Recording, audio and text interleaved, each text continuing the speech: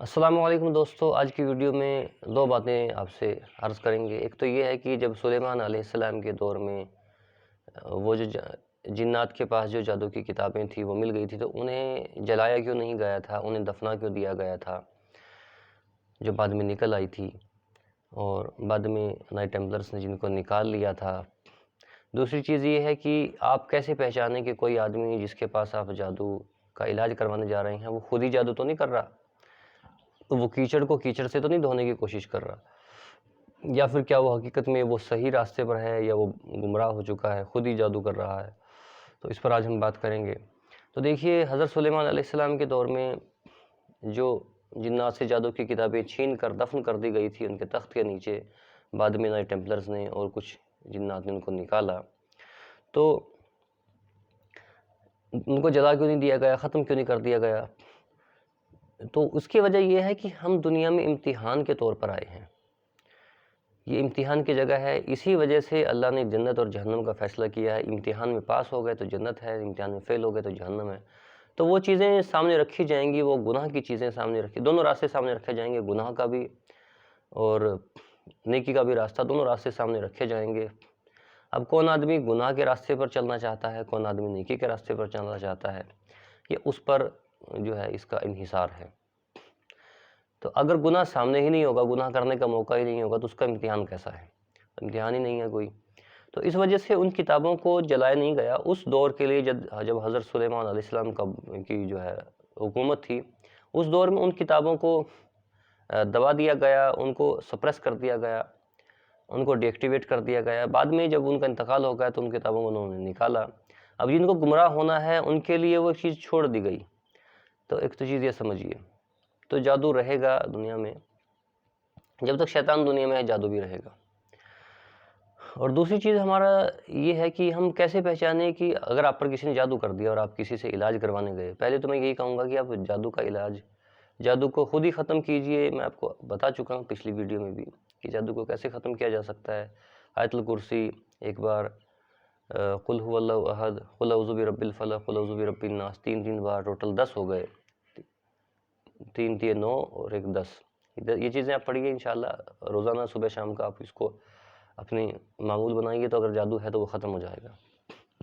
اچھا، اب کسی کے پاس اگر آپ گئے بھی ہیں تو کیا وہ آدمی دیکھنے میں تو مذہبی آدمی لگتا ہے، ریلیجس فگر نظر آتا ہے، لیکن کیا وہ واقعی ہے اور کیا وہ جادو کر رہا ہے، یا پھر آپ کو کیا وہ کسی اور راستے پر کیا وہ آپ کو صحیح طریقے سے آپ کا علاج کر رہا ہے، یا کیا وہ خود ہی جادو کر رہا ہے؟ تو دیکھیے، اگر کوئی جادوگر ایسا کوئی آدمی، ایسا کوئی جو بھی وہ ایسا کوئی شخص آپ سے وہ کام کرنے کو کہتا ہے یا خود ایسا کام کرتا ہے جو شریعت کے بالکل خلاف ہے، نماز چھوڑنے کو کہے، ناپاک رہنے کو کہے، یا وہ خود ہی ناپاک رہے، یا وہ قرآن کے ساتھ کوئی بدتمیزی کرے، کوئی قرآن کو ذلیل کرے، اللہ کے نام کو ذلیل کرے، دین کو ذلیل کرے، کچھ بھی ایسا کرے، کسی ناپاک چیز کے ساتھ وہ کچھ کرے، کسی طرح کی بلی دینے کی کوشش کرے، کسی جانور کی، کسی انسان کی، کچھ بھی ایسا کرے، اس کا صاف مطلب ہے کہ وہ جادوگر ہے۔ وہ بے شک اس کے کپڑے کیسے ہوں، اس کا چہرہ کیسا ہو، اس کے الفاظ کیسے ہوں، لیکن وہ جادوگر ہیں۔ اچھا، ایک حد میں آپ کو بتا دیتا ہوں، ایک عام آدمی کے لیے جو حد سمجھنی بڑی آسان ہے، کہ جادو کے علاج کے لیے قرآن کی کسی آیت کو صحیح صاف ستھرے انداز میں استعمال کرنا۔ تعویذ ویسے تو اسلام میں منع ہی ہے، لیکن جہاں تک اجازت گئی ہے وہ اجازت یہ ہے کہ تعویذ پر صاف کوئی کاغذ ہے یا صاف کوئی بھی پلیٹ ہے، کچھ بھی ہے، اس پر آپ تعویذ لکھیں صاف سیاہی سے، اور اس میں قرآن کی کوئی آپ نے آیت لکھ دی جس میں دعا مانگی گئی ہے، یا کوئی حدیث میں جو دعا آئی ہے وہ دعا آپ نے لکھ دی اور وہ اس کو تعویذ کی شکل دے دی۔ میں آپ کو بالکل منع کر رہا ہوں کہ تعویذ سے آپ بچیے۔ وہ جو دعا یا قرآن کی حدیث کی جو دعا اس تعویذ پر لکھی گئی ہے وہ اصل میں آپ کو خود پڑھنی ہے۔ اصل طریقہ یہی ہے کہ وہ اس پہ جو دعا لکھی گئی ہے وہ خود پڑھنی ہوتی ہے۔ وہ اس پر لکھ دینا تو وہ نااہلی ہے، وہ کاہلی ہے، اور وہ آپ یہ سمجھیے کہ شارٹ کٹ لگانا ہے کہ کسی طرح میں کرنے سے بچ جاؤں اور یہ کام ہو جائے۔ تو اینی ویز، بٹ پھر بھی جہاں تک علماء نے اجازت دی ہے کہ اس پر قرآن کی آیت یا حدیث میں جو دعا دی گئی ہے، دعا آئی ہے کوئی، وہ آپ لکھ دو اور وہ کہیں استعمال کر لو، تو یہاں تک تو اجازت ہے۔ اس سے آگے جو یہ نمبرز لکھے ہوتے ہیں، ایک ٹیبل بنا ہوتا ہے جس ٹیبل میں الگ الگ نمبر ڈلے ہوتے ہیں، تو اس طرح کی چیزوں سے بالکل بچیں۔ یہ شرک بھی ہو سکتے ہیں، یہ کفر بھی ہو سکتے ہیں، اور ان کا کوئی اعتبار نہیں ہے۔ اور اس کے آگے کی تو ساری چیزیں وہ تو سب بالکل آپ یہ سمجھیے کہ وہ تو بالکل شرک ہی ہے۔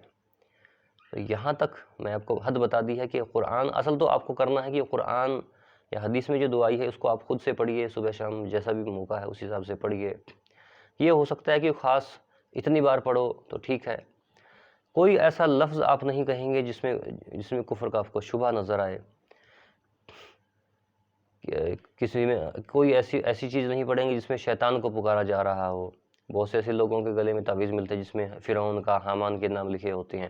یہ ساری چیزیں بالکل شرک ہیں، یہ آپ کو کفر کے راستے پر ڈال رہے ہیں، ان سے بالکل بچیے۔ یہ بیسیکلی شرک کا علاج یہ نہیں ہے کہ ایک آدمی نے جادو کر کے اپنے آپ کو جہنم کے راستے پر ڈال لیا، تو یہ نہیں ہے کہ آپ بھی اس کے پیچھے پیچھے جہنم میں پہنچ جائیں اپنے علاج کے چکر میں۔